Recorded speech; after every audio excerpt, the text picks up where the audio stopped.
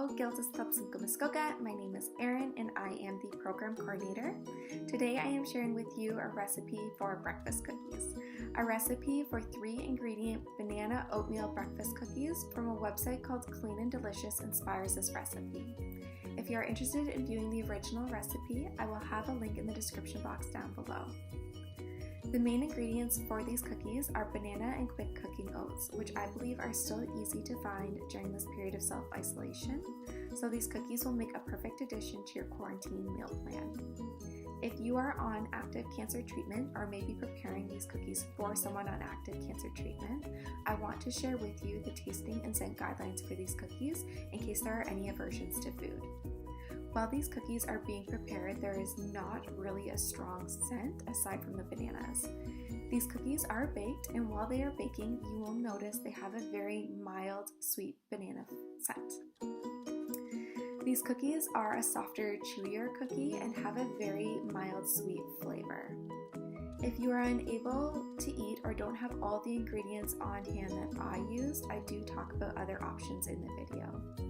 These cookies are a very quick to prepare cookie and only take about 12 to 15 minutes to bake. However, if you are experiencing fatigue related to cancer treatment, these cookies can be prepared when you have the energy and frozen for when you are experiencing treatment-related side effects. These cookies are very freezer friendly.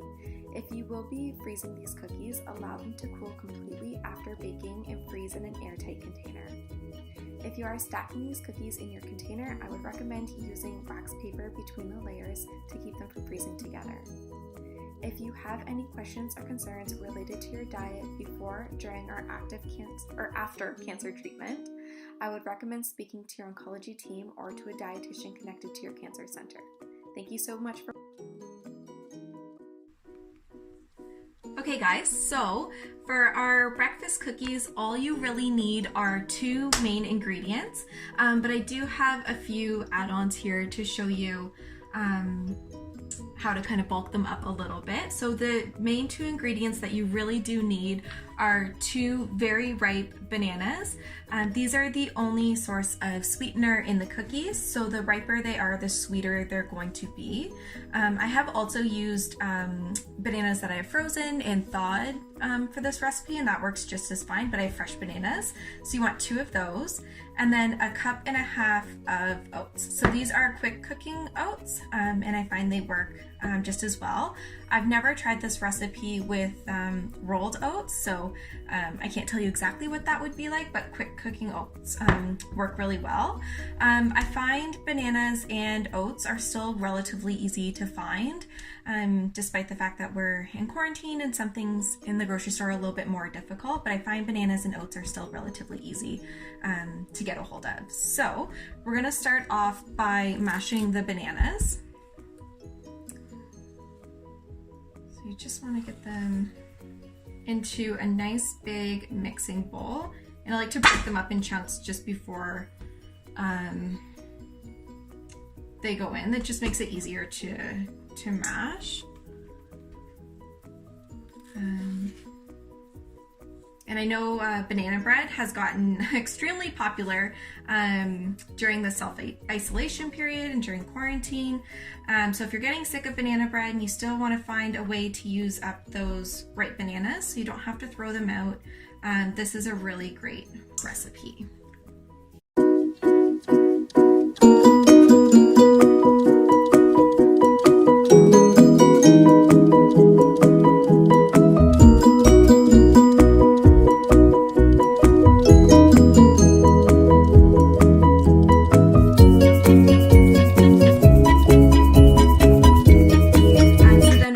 Do is add in your 1.5 cups of oats and just get that in there, and then give them a good mix.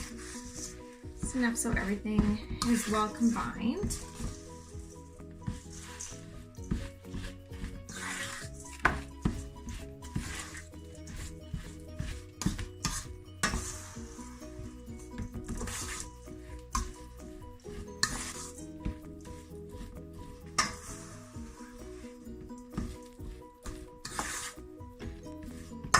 Let's get them all off the sides of the bowl.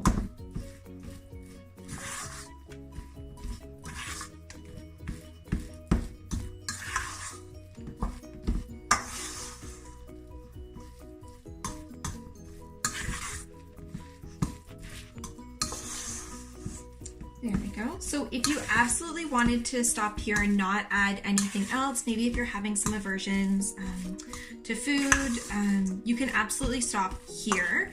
The cookies will have a very, very mild banana flavor with a little bit of sweetness. So there won't be too much there. If you are finding anything's making you're experiencing some nausea or anything like that. So you absolutely can stop here, but I'm going to give you some options for additional stir-ins if you are looking to add a little bit more flavor, as well as you can make these kid-friendly as well, of course, by adding chocolate chips, which is what we're doing today. So I have 1/3 cup of semi-sweet chocolate chips.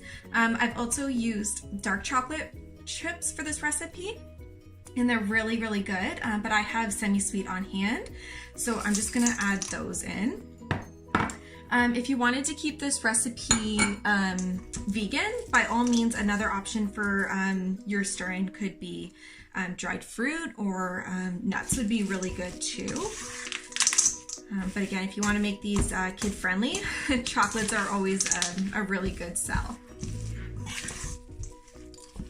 There we go. So again, you could totally stop here, and they're very delicious. Sometimes if I'm pressed for time or just not feeling up to baking, that this is all I'll do. But I'll show you a couple options for stir-ins if you want to boost the flavor and the nutrition. So a good boost of flavor is to add a little bit of vanilla. So this is typically what I add each time. I don't really measure it out because who doesn't love a little extra vanilla? I'd say like maybe 1/2 teaspoon to a teaspoon would be good if you wanted to be precise. So I just give that a good mix, and it just boosts the flavor a little bit. Not too much or anything. Like these are going to be predominantly banana flavored, but it just brings out a little bit more sweetness to them. And then another option for stir-ins that I usually like to add to my cookies are chia seeds. So I have 1 or 2, I think 2 teaspoons of chia seeds and 2 teaspoons of hemp hearts. If you haven't tried hemp hearts and or chia seeds, they don't have a strong flavor to them. I guess the hemp hearts would probably have a little bit of a nutty flavor to them, but you can't really tell once they're in any sort of baking. And the chia seeds really don't get, they really break down, so they're not as crunchy once they've been cooked. The hemp hearts have like a very creamy, soft flavor or texture to them. So I usually just like to add those in at this time. And again, just give it a nice good stir just to get everything mixed together.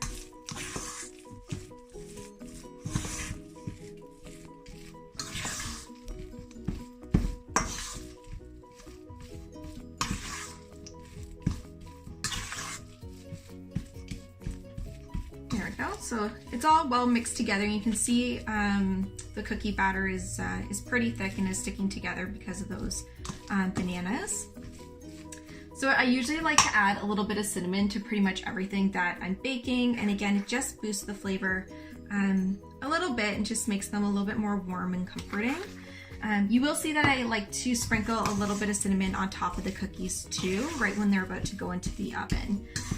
And it just makes your house smell very cinnamony and kind of like a coffee house. And since we can't go anywhere right now, you know, kind of brings a little bit of warmth into your home. So there we go. So it's all mixed together and looking great. So at this time, what we're gonna do is transfer it to a cookie sheet, and it makes about 12 cookies. Now the important thing to note about these cookies is that however they go into the oven is how they're going to come out of the oven. So you wanna make sure that when you're putting them on your cookie sheet that you get a really good solid cookie shape to them, just so when they come out they have that traditional cookie look. So I am going to use 2 spoons to do this. I might give up and use my hands. It's sometimes just the easiest way to do it. If you have a cookie scoop or an ice cream scoop, that would be even easier. Of course, if you are using your hands and you do have a compromised immune system, you want to make sure that you wash them really, really well. Or if you're cooking these cookies for somebody that has a compromised immune system, that's also something that you want to keep in mind.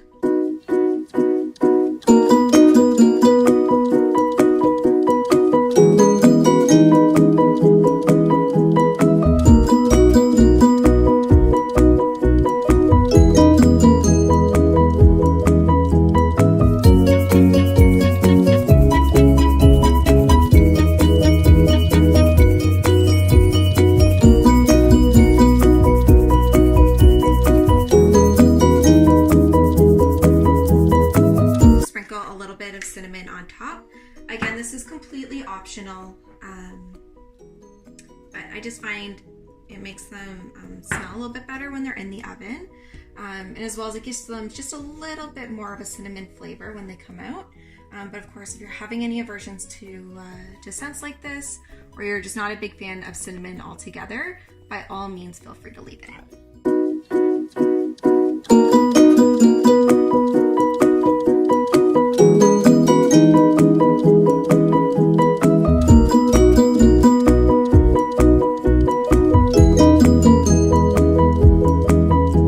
Okay, so I'm putting these into a preheated 350 degree oven for anywhere between 12 and 15 minutes, just depending on when they're looking to be done.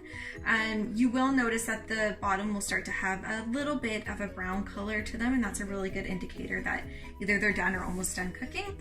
So I'll get them in and I'll show you what they look like when they're done cooking. Okay, so our cookies just came out of the oven. They did take closer to 15 minutes, but again, every oven's just a little bit different. So start with the 12 minutes, and then if your cookies need more, go from there. So I'll just show you what they look like. So they are a little bit of a softer cookie, and the bottom does have a really nice golden color to it. So I'll just break one apart, and you can see it's definitely on the softer cookie side. So a perfect addition to breakfast, or if you're looking for a little bit of a sweet treat in the afternoon, they're great for that. If you are looking to bulk them up a little bit more for breakfast, they're really delicious with a little bit of nut butter spread on them, or jam, or absolutely just keep them as is. They're just as good. I hope you guys enjoyed this video, and I hope you give these breakfast cookies a try. Thank you so much.